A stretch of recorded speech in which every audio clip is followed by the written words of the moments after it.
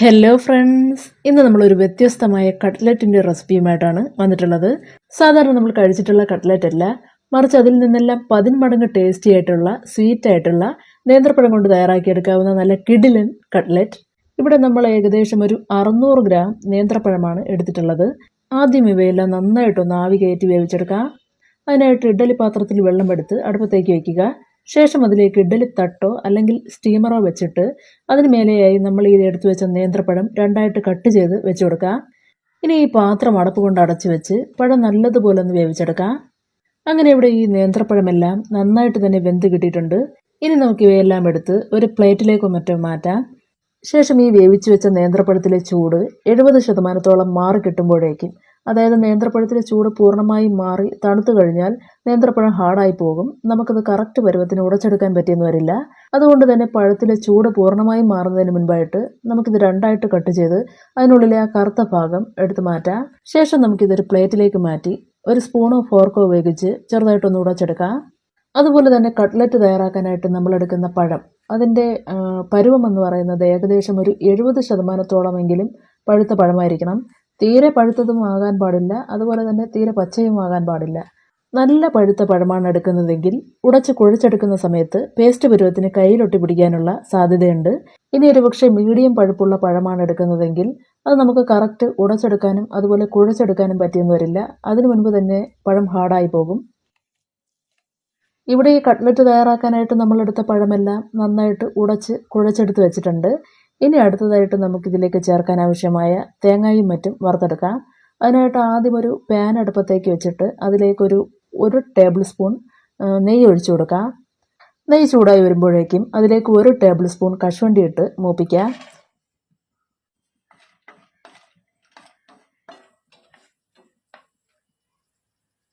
കശുവണ്ടി മൂത്ത് ചെറുതായിട്ടൊന്ന് ചുവന്ന് വരുമ്പോഴേക്കും അതിലേക്ക് 1 ടേബിൾ സ്പൂൺ ഉണക്കമുന്തിരി കൂടിയിട്ട് മൂപ്പിക്കാം.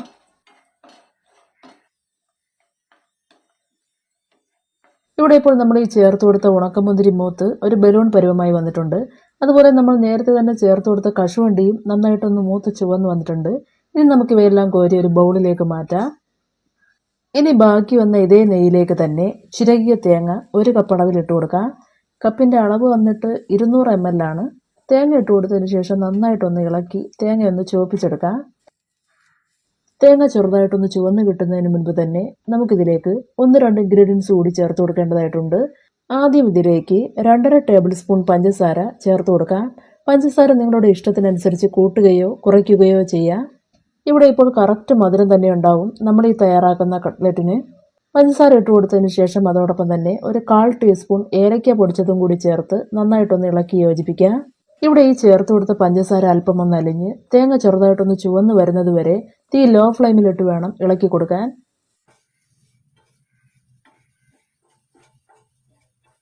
ഇവിടെ ഇപ്പോൾ തേങ്ങ ചെറുതായിട്ടൊന്ന് ചുവന്ന് കിട്ടിയിട്ടുണ്ട്. ഇനി നമുക്കിത് മിക്സ് ചെയ്തെടുക്കാൻ പാകത്തിന് ഒരു വലിയ പാത്രത്തിലേക്ക് മാറ്റാം.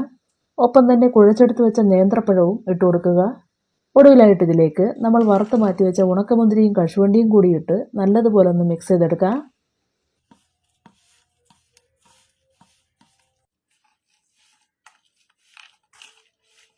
ഇവിടെ ഇപ്പോൾ ഈ പഴവും കശുവണ്ടിയും ഉണക്കമുന്തിരിയും തേങ്ങയും എല്ലാം നല്ലതുപോലെ തന്നെ മിക്സ് ചെയ്ത് വെച്ചിട്ടുണ്ട്.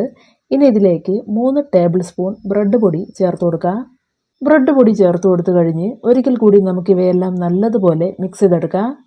ഈ കുഴച്ചെടുത്ത് വെച്ച പഴത്തിലും മറ്റുമായിട്ട് വെള്ളത്തിൻ്റെ അംശമുണ്ടെങ്കിൽ അതെല്ലാം ഒന്ന് പിടിച്ചെടുക്കുന്നതിന് വേണ്ടിയിട്ടാണ് നമ്മൾ ഈ ബ്രെഡ് പൊടി ചേർത്ത് കൊടുക്കുന്നത്. ഇനിയിപ്പോൾ ഈർപ്പം കുറച്ച് കൂടുതലുണ്ടെങ്കിൽ അതിനനുസരിച്ച് കുറച്ച് കൂടുതൽ ബ്രെഡ് പൊടി ചേർത്ത് കൊടുക്കുക. എന്ത് തന്നെയായാലും പഴത്തിൻ്റെ ടേസ്റ്റ് ആയിരിക്കണം മുന്നിൽ നിൽക്കേണ്ടത്. അങ്ങനെ ഇവിടെ എല്ലാം കൂടി നന്നായിട്ടൊന്ന് മിക്സ് ചെയ്ത് വെച്ചിട്ടുണ്ട്. ഇനി ചെയ്യേണ്ടത് ഈ മിക്സ്ചർ കുറേശ്ശെ കയ്യിലെടുത്ത് ഉരുട്ടി ഒരു ഷേപ്പ് വരുത്തിയെടുക്കുകയാണ്. ഇവിടെ നമ്മൾ റൗണ്ട് ഷേപ്പിലാണിത് തയ്യാറാക്കിയെടുക്കുന്നത്. നിങ്ങൾക്ക് വേണമെങ്കിൽ പകരം ഓവൽ ഷേപ്പോ അല്ലെങ്കിൽ റെക്റ്റാങ്കിൾ ഷേപ്പോ ഏത് ഷേപ്പിൽ വേണമെങ്കിലും ഇതൊന്ന് ഷേപ്പ് ചെയ്തെടുക്കാം. മിക്സ്ചർ എല്ലാം ഇതേപോലെ കുറേശ്ശെ കയ്യിലെടുത്ത് ഉരുട്ടി ഷേപ്പ് ചെയ്ത് കഴിഞ്ഞ് ഒരു പ്ലേറ്റിലേക്ക് വയ്ക്കുക. ഇനി അടുത്തതായിട്ടൊരു ബൗളിലേക്ക് 2 മുട്ട പൊട്ടിച്ചൊഴിക്കുക. ഇനി ഈ പൊട്ടിച്ചൊഴിച്ച മുട്ട ഒരു സ്പൂൺ ഉപയോഗിച്ച് നന്നായിട്ട് അടിച്ചെടുത്ത് വയ്ക്കുക. ഒരുപക്ഷെ സ്പൂൺ ഉപയോഗിച്ച് മിക്സ് ചെയ്തെടുക്കാൻ പ്രയാസമായിട്ട് തോന്നുന്നുണ്ടെങ്കിൽ ഒരു മിക്സിയുടെ ജാറിലേക്ക് മുട്ട പൊട്ടിച്ചൊഴിച്ചതിന് ശേഷം നന്നായിട്ടൊന്ന് അടിച്ചെടുത്താലും മതി. ശേഷം ഈ മുട്ടയിലേക്ക് നമ്മൾ നേരത്തെ തന്നെ ഷേപ്പ് ചെയ്ത് വെച്ച പഴം ഇട്ടൊന്ന് മുക്കിയെടുക്കുക. പഴത്തിൻ്റെ എല്ലാ വശവും ഒരുപോലെ വരത്തക്ക രീതിയിൽ മുക്കിയെടുത്ത് നമുക്കിത് നേരെ ബ്രെഡ് പൊടിയിലേക്ക് ഇട്ട് കൊടുക്കാം. ശേഷം ഈ ബ്രെഡ് പൊടി കൊണ്ട് പഴത്തിൻ്റെ എല്ലാ വശവും ഒരുപോലെ ഒന്ന് കോട്ട് ചെയ്തെടുക്കുക. ഇതുപോലെ ഒരു 4-5 എണ്ണം തയ്യാറാക്കി വെച്ച് കഴിഞ്ഞ് നമുക്കിത് എണ്ണയുടെ ലഭ്യതയ്ക്കനുസരിച്ച് 1-2 അതിൽ കൂടുതലോ എണ്ണയിലേക്കിട്ട് മുരിച്ചെടുക്കാം. അതുപോലെ മുട്ട താല്പര്യമില്ലാത്തവർക്കായിട്ട് മുട്ടയ്ക്ക് പകരമായി കുറച്ച് മൈദാമാവ് ഒരൽപ്പം ലൂസായിട്ട് കലക്കിയെടുത്താലും മതിയാവും. ഇനി അതും പോരാ എന്നുണ്ടെങ്കിൽ ഇത് രണ്ടിനും പകരമായി കുറച്ച് കോൺഫ്ലവർ ലൂസായിട്ട് കലക്കിയെടുക്കാം.